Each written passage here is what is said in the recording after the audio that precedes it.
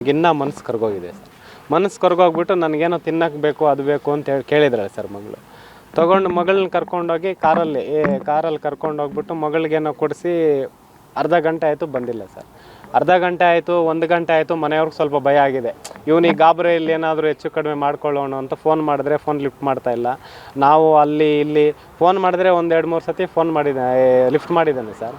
ನಾನು ಮಾಡಿದಾಗ ಲಿಫ್ಟ್ ಮಾಡಿ ನಿನಗೇನು ಬೇಕು ಹೇಳು, ನೀಕೇಮ್ ಕಾವಲ್ಲ చెప్పు ಅಂತ ಹೇಳಿದಾಗ ನಾಕೇಮೊದ್ದಪ್ಪ ಬಿಡ್ನಿ, ಮಗುನ ಕರ್ಕೊಂಬಾ, ಆ ಹುಡುಗಿ ತಪ್ಪು ಮಾಡಿರೋಳೆ ಓಡೋಗಿದ್ದಾಳೆ, ಆ ಹುಡುಗಿನೇ ಖುಷಿಯಾಗಿರುವಾಗ ಏನು ತಪ್ಪು ಮಾಡಿಲ್ಲೋ, ನೀನು ಮಗುಗೋಸ್ಕರ ಆದಾಗ ಬದುಕಪ್ಪ, ನೀನು ಮಗುನ ಕರ್ಕೊಂಬಾ, ಆಮೇಲೆ ಮಾತಾಡೋಣ ಅಂತ ಹೇಳಿದಾಗ, ಇಲ್ಲಣ್ಣ ನನ್ನ ಹೆಂಡತಿ ಅವನ ಜೊತೆ ಓಡೋಗಿದ್ದಾಳೆ, ನಾನು ಊರಲ್ಲಿ ಹೆಂಗೆ ತಲೆ ಎತ್ಕೊಂಡು ಬದುಕೋದು, ಹೆಂಗೆ ತಲೆ ಎತ್ಕೊಂಡು ಬದುಕೋದು, ತುಂಬ ನೊಂದ್ಕೊಂಬಿಟ್ಟು ನಾನು ಮಗುಗೆ ತಿನ್ನೋಕ್ಕೇನೋ ಕೊಡಿಸಿದ್ದೀನಿ ಸರ್, ನನ್ನ ಕಾರಲ್ಲಿ ತಿಂತಾಯಿದ್ದಾಳೆ, ನಾನು 1 ಅವರ್ ಎಣ್ಣೆ ಕುಡಿತಾಯಿದ್ದೀನಿ, ನಾನು ಬರ್ತೀನಿ ಮನೆಗೆ ಅಂತ ಹೇಳ್ಬಿಟ್ಟು ನನಗೆ ಫೋನ್ ಮಾಡಬೇಡಿ, ಡಿಸ್ಟರ್ಬ್ ಮಾಡಬೇಡಿ ಅಂತ ಹೇಳಿದೆ ಸರ್.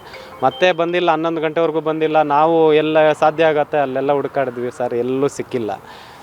ಮತ್ತು ಬೆಳಗ್ಗೆ ಎಲ್ಲೋ ನಮ್ಮೂರು ಮುಡಿನೂರು ಪ್ರಥಮ ಪದವಿ ಪೂರ್ವ ಕಾಲೇಜ್ ಹತ್ರ ಗೇಟ್ ಹತ್ರ ಆ ಹುಡುಗಿನೂ ನೀರಲ್ಲಿ ಹಾಕ್ಬಿಟ್ಟು ಅವನು ನೇರಳೆ ಮಳಕ್ಕೆ ಸಾಯಿಸ್ಬಿಟ್ಟೇನು ಸರ್.